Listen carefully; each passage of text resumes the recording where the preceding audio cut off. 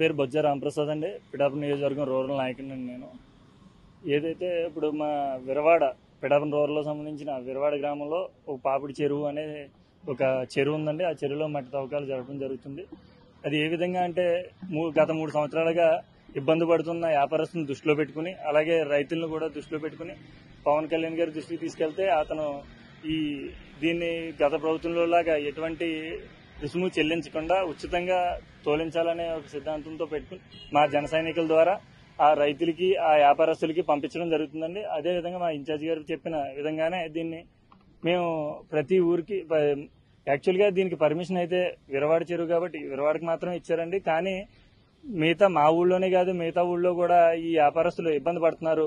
వాళ్ళని కూడా మనం చూడాలి అనే ఉద్దేశంతో మిగతా వాళ్ళు కూడా విరవ, మంగుతుర్తి, ఎల్లనపురం, నరసింగపురం ఇలా 4 గ్రామాలకు కూడా మేము పంపించడం జరిగిందండి.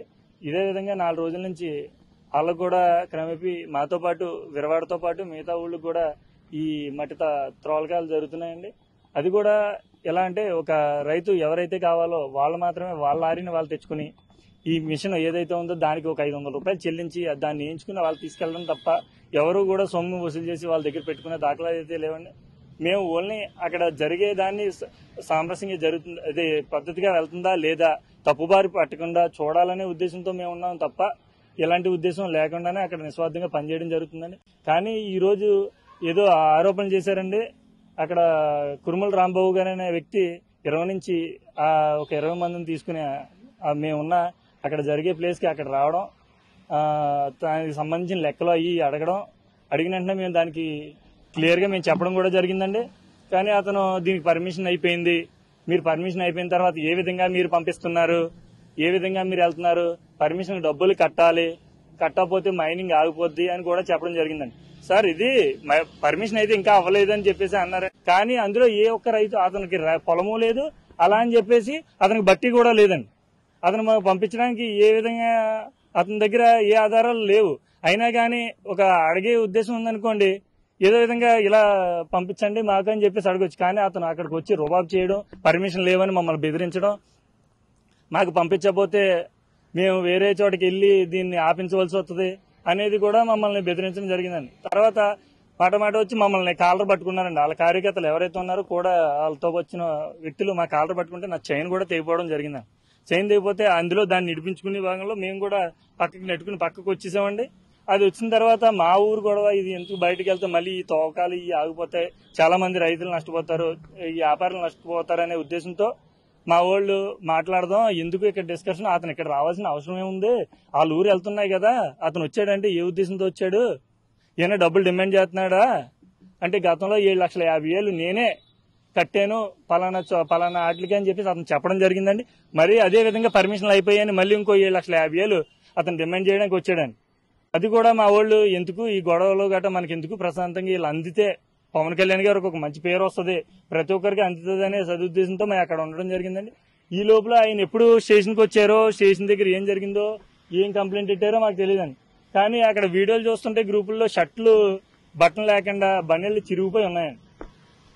తీరా చూస్తే అతను అదే విధంగా మేము షర్ట్లు చింపేసుకుని బన్నెలు చింపేసుకుని మేము వచ్చి ఇక్కడ స్టేట్మెంట్లు ఇవ్వచ్చండి. కానీ మా పార్టీ పరువు కానీ మా పరువు తీసుకునే ఉద్దేశం మాకు లేదు కాబట్టి కేవలం మేము అలాంటి పనులకి మేము ముందుకు రాలేదు. కానీ అతను ఈ లోపల వచ్చేసి ఒక జన సైనికుడు, ఒక నిజంగా జన సైనికుడే అయి ఉంటే గనక ఇంకో జన సైనికుడితో మాట్లాడడానికి ఎటువంటి ఆలోచించడండి, వాళ్ళు సర్దుమర్చుకుంటారు. ఇప్పటి వరకు మేము చేసిన 10 సంవత్సరాల జర్నీలో మాలో ఎటువంటి గొడవలు జరిగినా, ఎటువంటి ఇబ్బందులు వచ్చినా గానీ మా పెద్దలకు చెప్పడమో లేదంటే మాలో మేమే దాన్ని పరిష్కరించుకోవడమో జరిగిందే తప్ప ఇలా స్టేషన్ మెట్లు ఎక్కడం, ఒక ఆ జన సైనికుడి మీద మా జన సైనికుడు కంప్లైంట్ ఇవ్వడం గానీ, ఓ జనసేన నాయకుడి మీద మా జన సైనికుడు కంప్లైంట్ ఇవ్వడం గానీ ఎక్కడా దాఖలా లేవండి. ఫస్ట్ టైం ఈ ఎవరైతే వైసీపీ ప్రభుత్వం నుంచి మా ప్రభుత్వంలోకి వచ్చి మా దాంట్లో జాయిన్ అయ్యి మా పార్టీ పరువు తీయడానికి కేవలం ఇలాంటి చేసే పనులు తప్ప ఇప్పటికొచ్చి ఏ జన సైనికుడి మీద ఇంకో జనసేన నాయకుడు కేసు పెట్టిన దాఖలాలు గానీ, గొడవ పడిన దాఖలాలు గానీ ఎక్కడా చూడడానికి కూడా మీకు కనిపించవండి. పిఠాపురం నియోజకవర్గం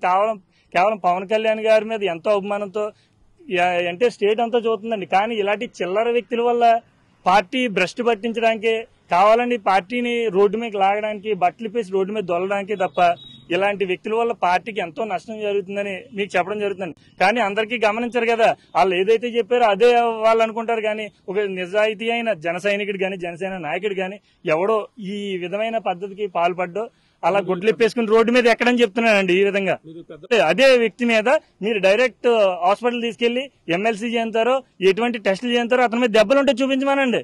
నేను అతను కొట్టిన దాఖలాలు ఉంటే చూపించమనండి. చట్ల అతను బనీలు అతను చింపేసుకుని అతను షర్ట్ అతను చింపేసుకుని అతను ఏదైనా చేసుకుంటే అతను చెప్పిన దానికి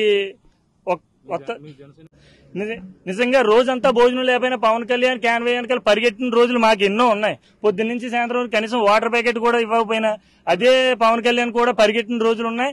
ఇలాగా ఏసీ కారుల్లో వచ్చేసి షర్ట్లు చింపేసుకుని బంగారం పోయిందని ఇంట్లో ఆడవాళ్ళ బంగారం కూడా పోయినట్టుగా 10 లక్షలు 30 లక్షలు బంగారం పోయింది. 11 గంటల సమయం అండి అది. 10-11 గంటల సమయంలో ఎంత వెలుగు ఉంటుందో ఓపెన్ ఏరియాలో. ఎవరైతే దొంగిలించిన వాళ్ళు ఎవరైతే లాగేసుకున్న వాళ్ళు ఎవరో తెలియదండి. వాళ్ళకి జనాలు చుట్టుపక్కల చూసే జనాలకైనా గమనిస్తారు కదా. కానీ ఈ విధంగా వాళ్ళు ఒక పార్టీని దిగజార్చడానికి కేవలం ప్రయత్నించి ఇతను మాత్రమే రోడ్డు ఎక్కుతాడండి. ఇతనే గతంలో కూడా మైనింగ్ జరుగుతుందని రోడ్డు ఎక్కి లారీ లాపిన దాఖలాలు కూడా ఇతనుకున్నాయండి. మా జన సైనికులు ఎప్పుడు కూడా గుడ్లు ఇప్పేసి రోడ్డు మీదకి ఎక్కరో అలాంటి చిల్లర రాజకీయాలు చేయరండి. మేము పార్టీ స్థాపితం నుంచి మేము జనసేనలో ఉన్నామండి. దానికి తగ్గ ప్రూఫ్స్ మేము చూపించమంటే చూపిస్తామండి. మర్రెడ్డి శ్రీనివాస్ గారు ఆధ్వర్యంలో జరుగుతుందని అతను అన్నాడంటండి. మర్రెడ్డి శ్రీనివాస్ గారు అలాంటి మాటలు అయితే అనరండి. ఒకరి మీద కేసులు ఎట్టమని, ఒకరు అతని మీద కేసు ఎట్టండి, ఇతని మీద కేసు ఎట్టండి అని అతను చెప్పడండి.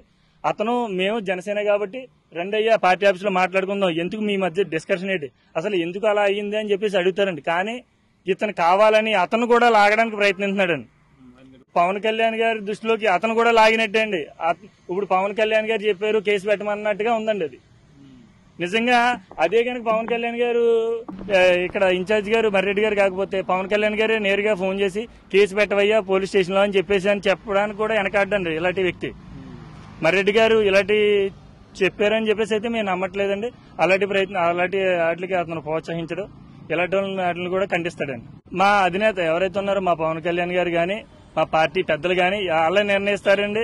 ఎవరు తప్పు ఉందో ఎవరిది ఒప్పో ఎవరి తప్పో వాళ్ళే నిర్ణయిస్తారు. మేము ఎప్పుడు మాకు ఇలా అన్యాయం జరిగిందని రోడ్డు ఎక్కలేదండి.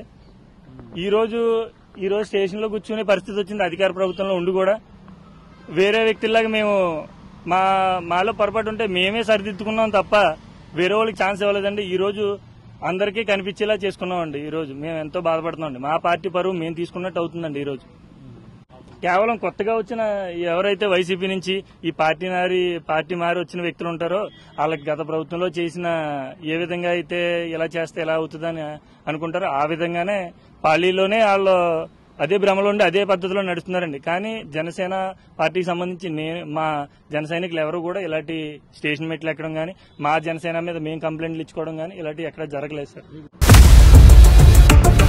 ఇండియా పాకిస్తాన్ ఉద్రిక్తతలపై లేటెస్ట్ అప్డేట్స్ కోసం డౌన్లోడ్ చేసుకోండి RTV లైవ్ యాప్.